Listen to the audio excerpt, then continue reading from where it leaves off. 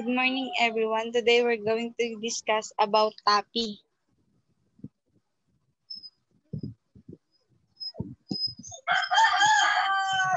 TAPI stands for Technical Association of Pulp and Paper Industry. It is a non-profit organization led by volunteers from various fields such as engineers, scientists, scholars, and suppliers related to the paper sector. They work towards the creation of worldwide standards of the paper industry. TAPI's purpose is to compile and publish information related to the manufacture of paper as well as to create a forum where information can be published and ideas shared with other stakeholders in the sector. So, ang TAPI po kasi is create ng 30 companies. Nag-join force po sila noong 1915. Doon po na-found yung TAPI. Yung TAPI po is non-profit organization wherein hindi po sila nagbabayad ng taxes kasi 'di ba yung volunteers lang po yung nagbuo ng TAPI. So ibig sabihin yung TAPI po is nabuo bilang isang organization ng mga volunteers kagaya po ng engineers, scientists. Nag-join force po sila para mag-create ng nung TAPI nga po na kung saan yung kanilang purpose is to ano po about sa packaging ng paper. Then ayun nga po, yung purpose is to comply the published information. Yung isa rin po sa purpose ng TAPI is para ma-share yung kanilang knowledge sa ibang stakeholders, hindi lang sa kanilang organization.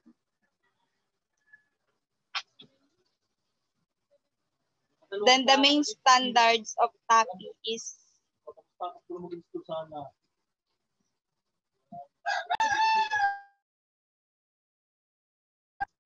the main standards related to packaging industry. May dalawa pong standard yun. Una is TAPI T804 compression test of fiberboard shipping containers. This method is used to measure the ability of corrugated or solid fiberboard shipping containers to withstand external compression forces. Yung pangalawa po is TAPI T402, Standard Conditioning and Testing Atmosphere for Paper, Board, Pulp, Handsheet, and related products. These practices defines the standard atmosphere for the preconditioning, conditioning, and normal testing of paper as well as the containers manufactured out of them. Yung una, ito po yung standard nila sa packaging. Kasi di ba sa packaging po, dapat sigurado tayo na safe yung product natin. So sa kanila po, dahil paper po yung ginagamit nila, sinisecure nila na lahat ng product nila or lahat ng paggagamitan ng paper nila is secure talaga na makarating yun sa kanilang customer. From the production until the customer service. Then ang next po is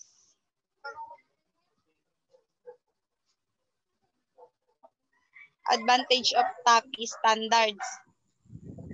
So ayan, ang next naman po natin ay yung mga advantages of TAPI standards.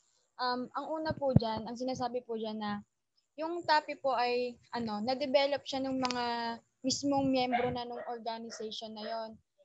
So ang pangalawa po ay yung voting and decision making process. So ayun, para ma-achieve nila yung highest quality ng standards nila, dumadaan yung sa voting process saka sa decision making process. Tapos pangatlo naman is yung available online 24/7. So since available siya 24/7, mabilis siyang ma-access saka anytime pwede mo siyang i-access. Tapos yung ANSI certification, ayun, kino-consider siya na yung standards nila is kino-consider siya sa nationwide United States. Ang next naman ay the standards developed by TAPI imply a significant contribution towards standards involving paper. However, they are also targeted at other industries such as packaging, bioenergy, engineering, nanotechnology, etc. So ayun, yung tungkol pa rin siya sa standard ng TAPI. So yung pag-develop ng standard ng TAPI is malaking contribution siya dun sa world standards involving paper. So ayun nga, since nga ang pinag-uusapan natin dito is yung paggamit ng paper as a packaging. So ayun, yung mataas na standard ng TAPI is malaking tulong siya.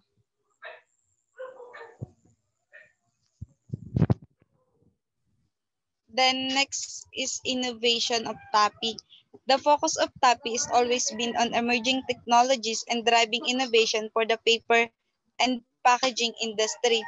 So, pag nag-i-innovate sila, hindi lagi nilang ang kailangan nilang lagi is yung bagong technologies tungkol dun sa paper or about lang siya sa paper and packaging industry. Eh, ano, in short, every time na magi-innovate sila, tungkol siya sa paper packaging. Then provide quality education. They provide premier educational resources to support the day-to-day duties of industry professional as well as research and academic pursuit. Ibig sabihin, nagkakandak sila ng iba't ibang training or kagaya ng sa card, yung CWE. Tinuturuan nila yung individuals dun sa kanilang specialization para magawa nila yung duty nila ng maayos. And next is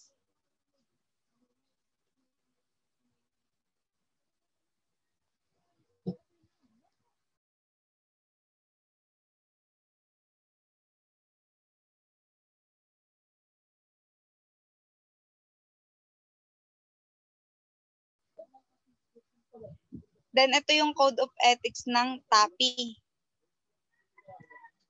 Each member shall guard and uphold the higher standard of honor for which the association stands by a spirit of courtesy and friendliness in dealing with all the member of association. Yung second is each member shall be guided in all relation by the highest principle of honor and thus maintain the dignity and high reputation of the association. Each member shall not use any unfair, improper, or questionable method in securing employment. Each member shall be diligent in exposing and opposing such error and frauds as the experience and knowledge enables each member to recognize. And last is each member shall carefully avoid any intrusion into the business of another made for the purpose of securing unauthorized professional services or unauthorized divulgence of technical information. Ito po yung guide nila ng Code of Ethics na kung saan dapat nilang sundin to inside the organization para maiwasan yung iba't ibang yung hindi pagkakaintindi dun sa loob ng organization and para mapanatili nila yung kaayusan sa loob ng kanilang organization. Next po is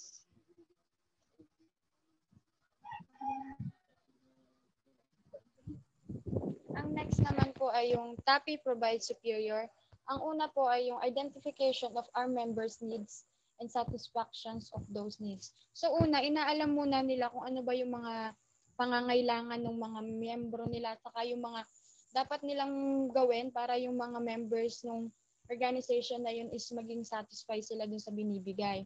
Tapos ayan, exploration and capitalization on new markets. So nagsasagawa sila ng mga research dun sa market para alam nila yung mga dapat pa nilang gawin or dapat pa nilang i-improve. Tapos professionals networking opportunities.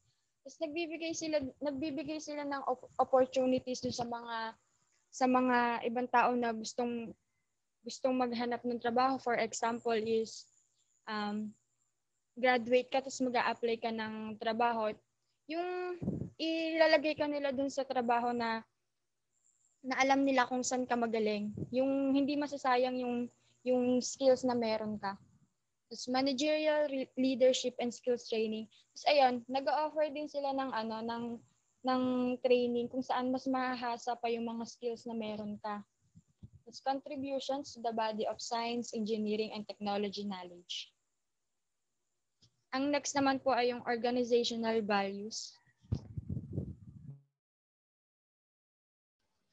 Yung organizational values ng TAPI is strict adherence to anti-rust compliance, integrity in all we do, excellence in service to industry and our individual members, professional fellowship and recognition, stewardship and advance of knowledge and financial stability. Bali, ito po yung mga nila, yung katangian ng kanilang organization makikita sa loob ng isang organization ng TAPI. The next po is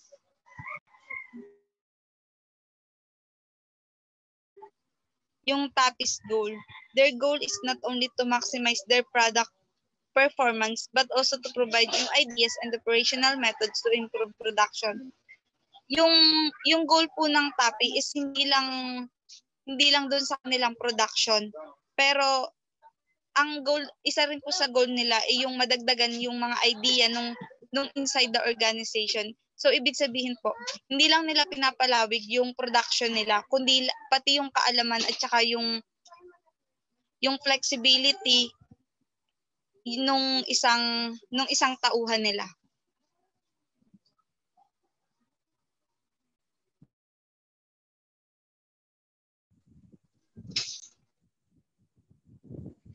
Mission statement. So, ang mission naman po ng TAPI ay, TAPI fosters the vitality of the global forest products, pulp, tissue, packaging, and associated industries by delivering unsurpassed technical knowledge, valuable networks, and professional growth for far.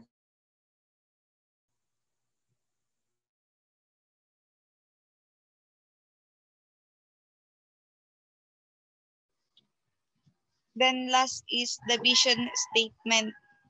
TAPI is and will continue to be international center of excellence for the forest products, pulp, paper, packaging, and related industry. Bali, ayan po yung vision and mission ng TAPI.